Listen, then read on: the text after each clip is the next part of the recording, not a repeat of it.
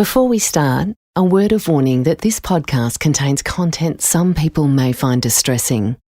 It contains depictions of real-life traumatic events, including commentary around significant injuries and death. This episode also contains language that may be offensive for some people and is not suitable for children. Listener discretion is advised.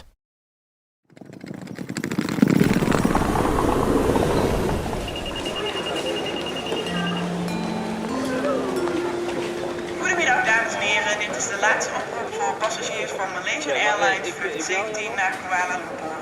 Ga direct naar gate G3, want uw vliegtuig is klaar voor vertrek.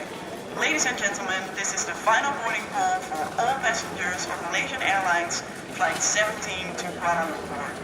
Please proceed to gate G3 as your aircraft is ready for immediate departure.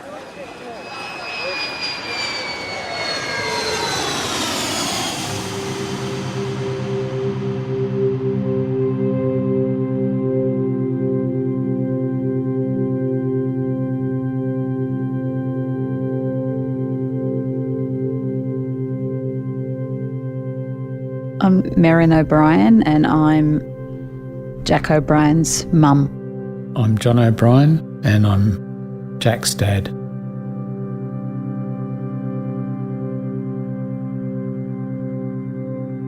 In an agricultural field in eastern Ukraine, 50 kilometres from the Russian border, golden sunflowers bob their heads languidly towards the light.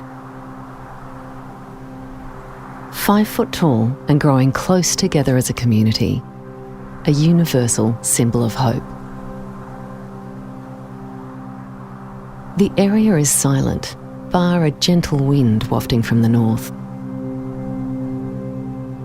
Little remains to hint at its deadly, smouldering past.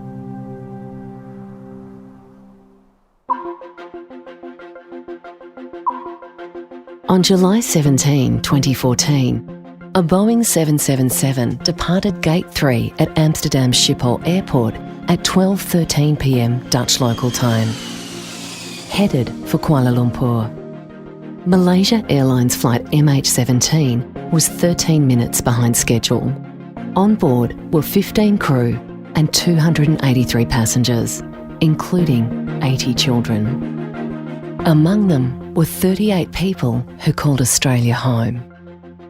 Approximately 3 hours after takeoff, air traffic control lost all contact with the plane. Soon afterwards, villagers near the eastern Ukrainian town of Donetsk reported seeing masses of fiery wreckage falling from the sky, like an apocalyptic hailstorm. Among the debris were a plane's cockpit, fuselage, wings, seats, suitcases, and bodies. MH17 was now in pieces, spread across 6 different areas of eastern Ukraine. No one on board survived.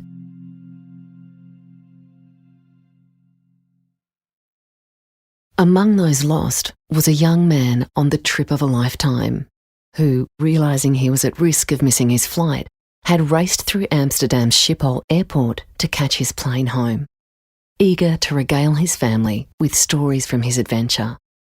The young man was Jack O'Brien. So Jack was 25. He was our first child, our only son. A few years later we had a daughter. The opportunity to go came up really quickly. It was with his longest mate, and he just jumped at it and said, I'm going. It was 7 weeks, and they did adjust the itinerary once Jack was going to include some things that he wanted to do, like he's a Barcelona fan and he wanted to go and tour the stadium and stuff like that. But they went to Iceland and hired a little car and drove around just camping in this tiny, little tent thing that Jack absolutely loved. And he was sending us Viber messages and photos and things and said, "Oh, you'd really love this. You've got to come camping here." And I replied, "Oh, it's a long way to go camping." And he said, "Oh, you just don't get it." You said, you don't get it, you really have to come. And they went to Germany and they went to Russia, went to Moscow and Petersburg, and I remember saying, what was it like? And he said, the people were friendly. I often think about that now. They started and ended in Amsterdam. Then they went back to Amsterdam and they went to the airport together. Jack's flight was leaving a few hours before his friends. And they said goodbye and see you tomorrow. And that's it.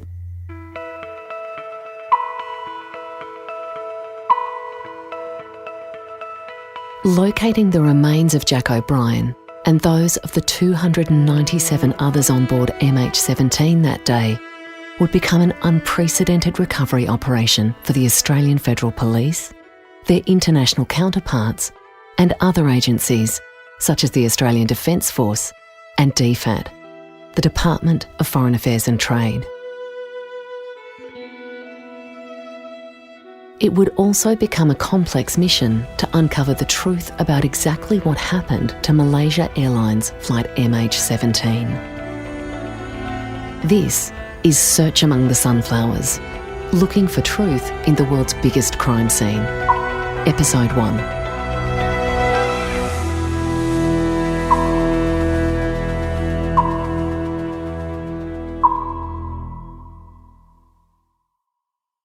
In early 2014, an armed conflict had broken out in Ukraine's Donbass region over territory seized by Russia-backed separatists. Some airlines were already avoiding Ukrainian airspace, though they weren't forced or obliged to. Surface-to-air missile systems had been observed or claimed by Russian forces, and several aircraft from the Ukrainian Air Force had previously been shot down. That April, the International Civil Aviation Organisation had warned governments of a risk to commercial passenger flights in southeastern Ukrainian airspace. And the US Federal Aviation Administration had warned that flights over other parts of Ukraine should exercise extreme caution. The airspace MH17 was flying in was not included in these warnings.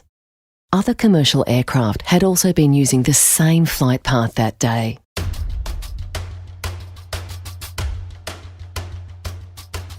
Word of the incident travelled fast, and AFP personnel were among the first to be mobilised.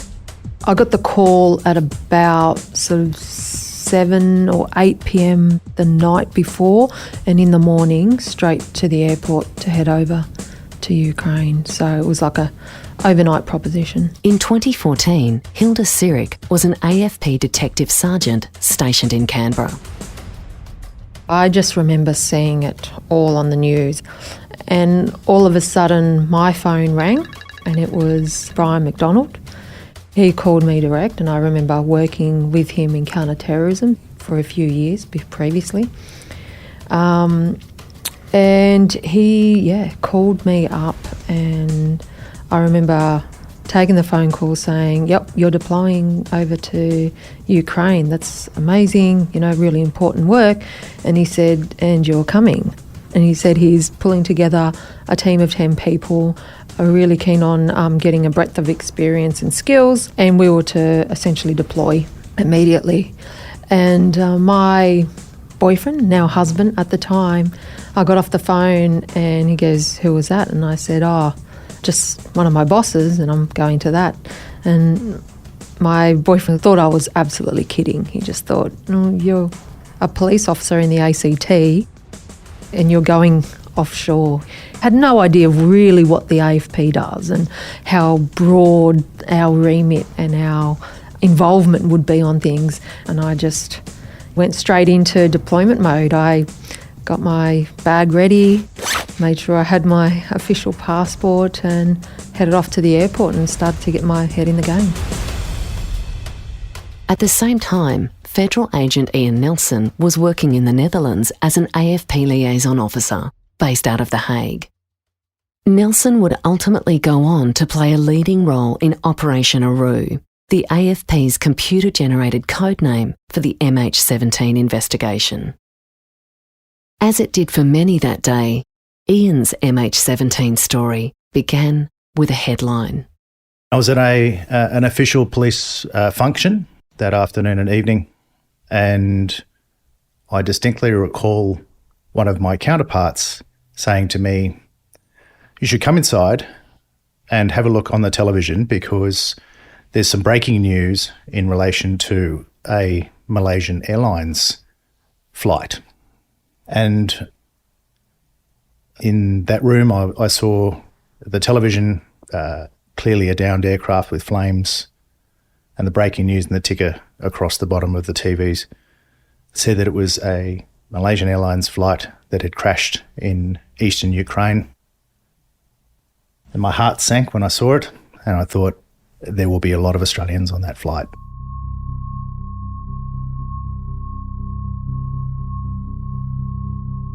Specifics were elusive at first. The plane had come down, but it wasn't immediately clear how or why. No one knew exactly how many Australian casualties to expect, or how they died. As an international incident affecting Australians, it was a given that one of those tasked with finding answers would be the Australian Foreign Minister. I became Foreign Minister in September of 2013, and this was the 17th of July 2014. I remember it because it was my birthday. Shortly after midnight, Friday morning Australian time, Julie Bishop was shaken to her core by a phone call that pierced the silence. I was asleep. It was in the very early hours of the morning, and I received a call from my media advisor. And my media advisor told me that we'd had reports that a commercial plane had been shot down over Ukraine, and the identification of the people on board was not clear at that stage, although she said that there was an understanding there were Australians on board, for the plane was heading from Amsterdam to Kuala Lumpur and then on to Australia. And I was to do media as soon as I could get up and get out to the airport. I remember going to the airport, speaking to the Prime Minister. We discussed the need to get UN Security Council backing for whatever steps we were to take to get access to the site and to commence an investigation. And so very early on, within the first few hours, we were talking about a strategy on how to access the site. I agreed that we would move as quickly as possible because Australia happened to be on the Security Council as a temporary member at that time. So we got our team in the United Nations to begin the process of getting before the Security Council with an urgent resolution to get international backing for what we believed we needed to do.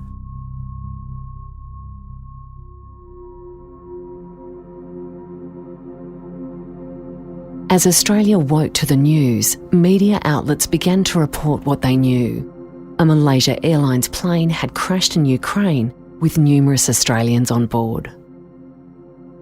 I mean, we were both excited about seeing Jack. I'd taken the day off. We were going to go in that evening and pick him up from the airport. I was planning to clean his car, which I'd been borrowing and taking to work. You know, I'd polished it once and I was going to polish it again. Woke up at about maybe 7:45, 10:50, and my habit to go and put the kettle on and make a cup of tea. Also in the habit of just putting the radio on at that time as soon as put the kettle on. And I think it was the very first thing talked about a Malaysian Airlines flight crashing on the way from Amsterdam to Kuala Lumpur. ABC News with Wendy Glamachak. Ukrainian authorities and pro-Russian separatists have both denied responsibility for bringing down a Malaysian Airlines passenger jet in eastern Ukraine, which has killed almost 300 people. Barbara Miller reports. Ukraine has accused terrorists of shooting down flight MH17 near the Russian border. The passenger jet had been travelling from Amsterdam. There were no survivors. And no survivors. And I think I instantly cried out, yelled, "That's Jack's plane." And I didn't know Mirren had the radio on in the bedroom and had heard the same thing. So pretty much that was the end of our life as we'd known it. And then started, a mad scramble to try and get more information, and we were thinking about who do we contact.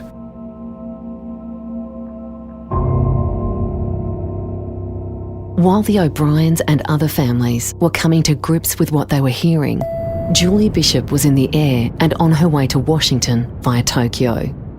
Over the coming days, she and her Dutch counterpart, Frans Timmermans, would attend briefings with US intelligence agencies.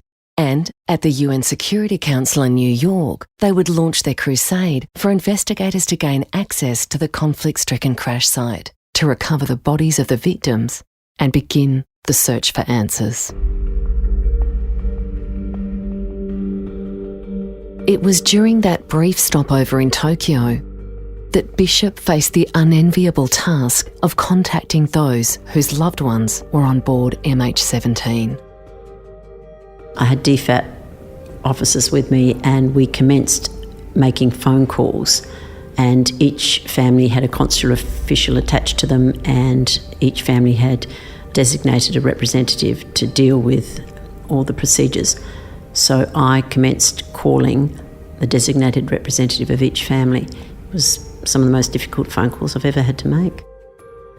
I recall speaking to the Maslins on that occasion because they were from my electorate, and their grief was profound and deep, and they were in shock. 3 members of the Maslin family, 12-year-old Mo, 10-year-old Evie and 8-year-old Otis, along with their grandfather Nick Norris, were among the Australians who died on board MH17 that day. Nothing can prepare someone for a situation like this. As tough as they were to make, receiving these phone calls would be a gut-wrenching, life-altering moment for families and next of kin. Still dealing with the shock of what they'd heard on the radio, John and Merrin O'Brien, together with their daughter Bronwyn, were desperately looking for any information that might confirm or, miraculously, deny their worst fears. In some ways time went slowly, but it was probably only a process of not that long that we had to confirm that was Jack's plane, because he'd made all his own bookings, and we were looking down on his desk to try and find little bits of paper, and you have those numbers that come up, DFAT numbers and stuff, and so that you can call, and that I've never paid attention to, so all of a sudden then we're calling it, and just someone handled the call, and then I can't remember if we said Jack's name and then said, just hold on a moment, I'll put you through to someone. I was sitting at the end of the table and John was there. I think John's brother had arrived by then, and I'd called my brother and Bronnie was here. And then a DFAT person called Louise. I said who I was and said Jack's name. And then she said, do you have someone with you? And that's when I knew what she was about to say. I said yes, and then we can confirm that Jack checked into the flight. That was it. That's how we found out. That was it. There were so many questions, and the answers would eventually come. But to get those answers, the AFP and DFAT would have to undertake the sensitive collection of evidence and information, including from the families themselves, still navigating the blurriness of grief. A few of our very close friends took the day off, and we went to another friend's place just to go for a walk and stuff like that. And it was then that our friend said something about, I don't know if you've seen any footage of the sunflowers, the fields of sunflowers, that a lot of the wreckage and the bodies were lying in the field of sunflowers.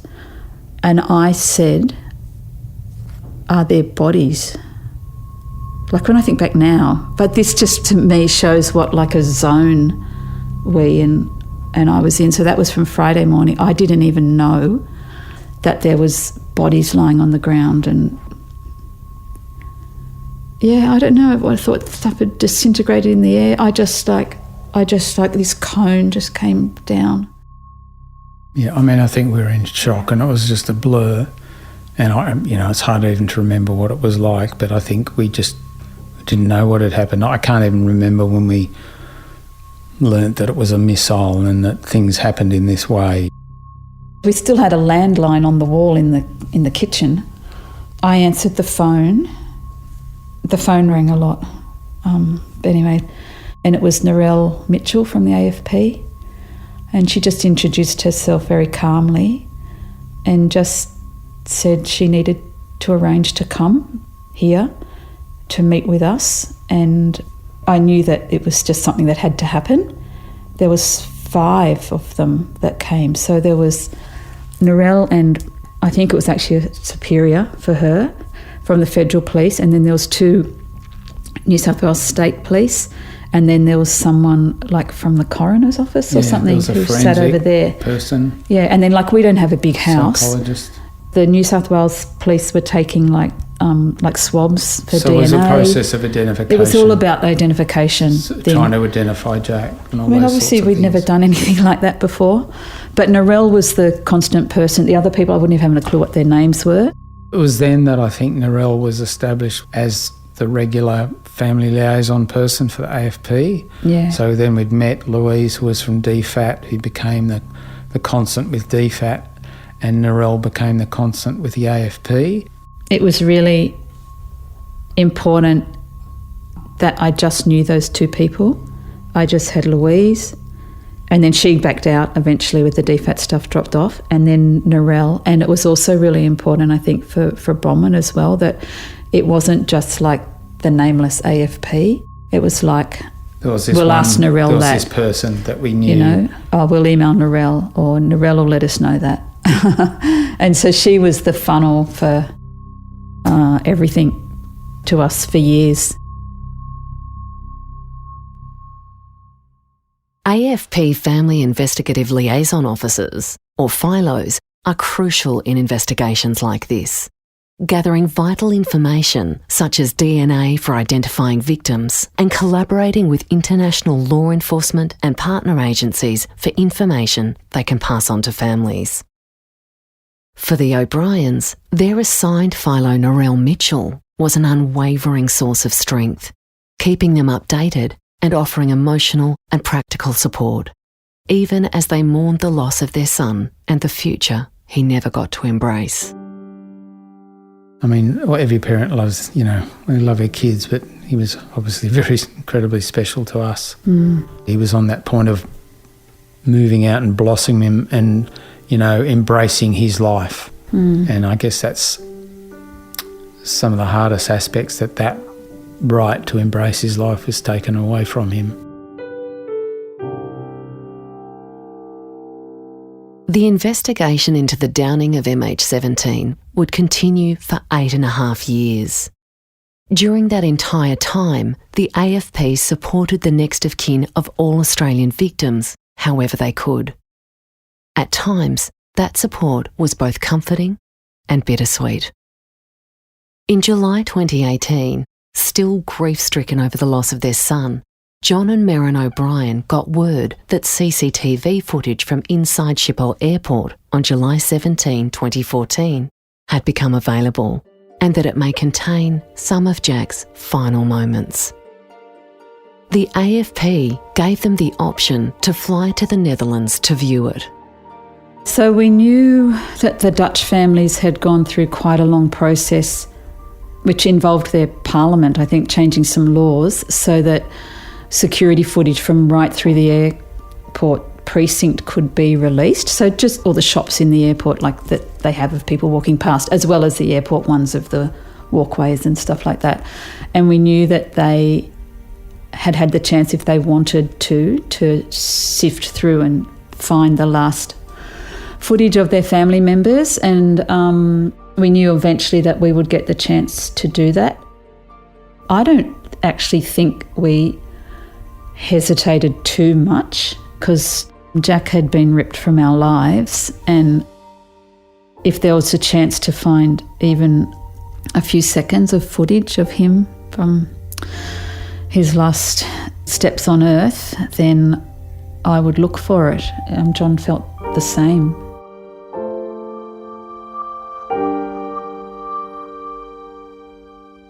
Merrin and John boarded the long-haul flight to Amsterdam, arriving after more than 30 hours in transit, and were greeted by a number of Dutch family liaison officers. But after their long and emotionally fraught journey from the other side of the world, John says there was one person in particular they were surprised and relieved to see. AFP Detective Superintendent David Nelson.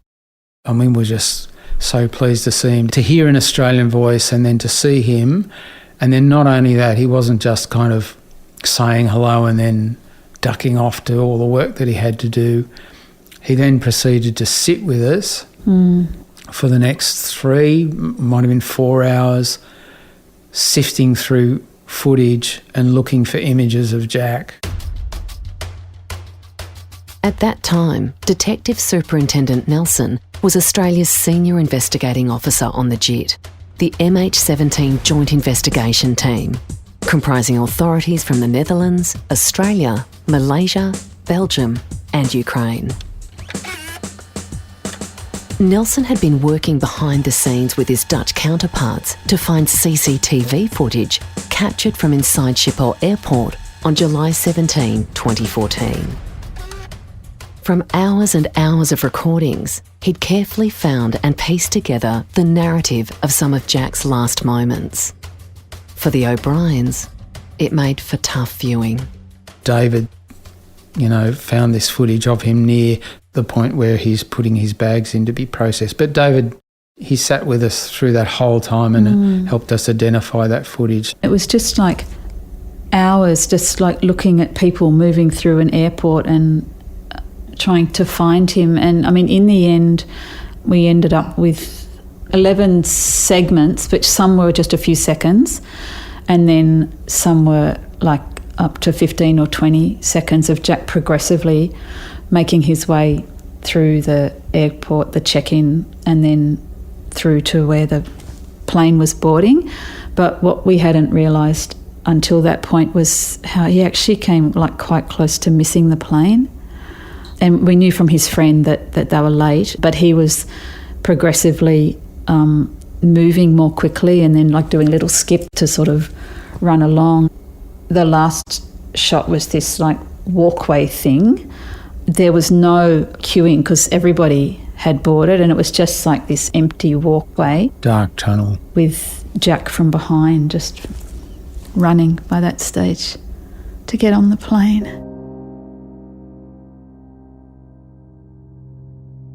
Yeah, and just thought, why didn't you fall over? Why didn't you break your leg or something? I mean, if we'd got a phone call from Amsterdam to say, I've broken my leg, we would have thought, that's terrible, But now, knowing what's happened, I just thought, that was terrible. It was probably one of the most piercing and excruciating things we've ever done.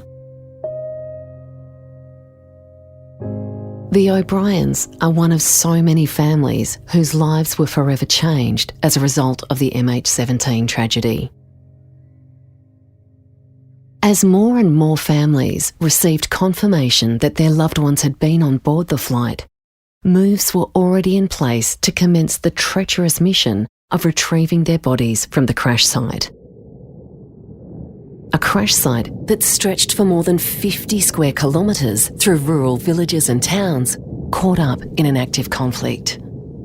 Across field after field of sunflowers, strewn with smoking debris, human remains and personal effects. Somewhere within this chaos would lie the answers authorities and the families were so desperately seeking. For the AFP, the investigation into the downing of MH17 would become one of the agency's most complex global missions. Undertaken half a world away, Battling misinformation, time constraints, and pressure from all sides, it was a mission requiring unprecedented local and international teamwork and diplomatic negotiations. In the coming episodes, we'll hear from people who would become central to the search for truth and the fight for justice. Disaster victim identification experts, phylos, forensic specialists, and investigators, each with their own story.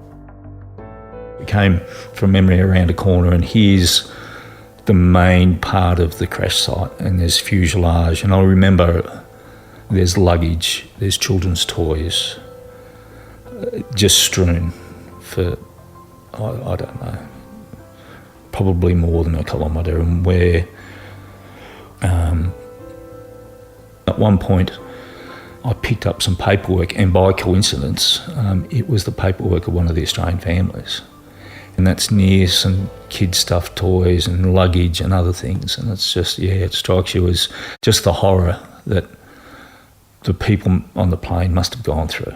The investigation into the world's deadliest plane shoot-down incident had just begun.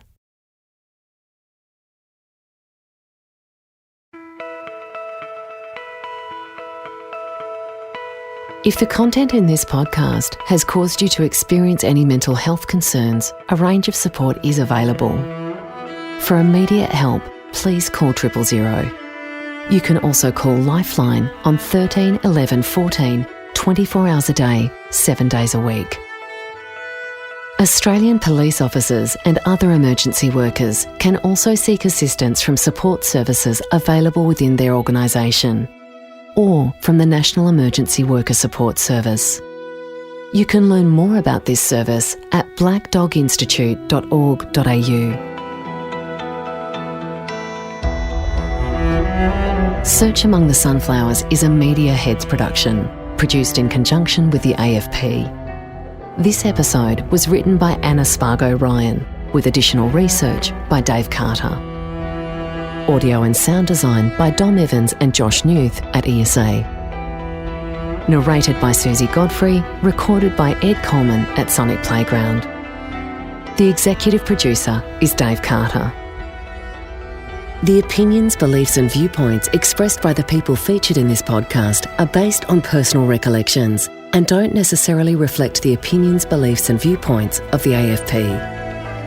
To learn more about the work of the AFP, follow them on Facebook, Instagram, Twitter and LinkedIn, or visit afp.gov.au/careers.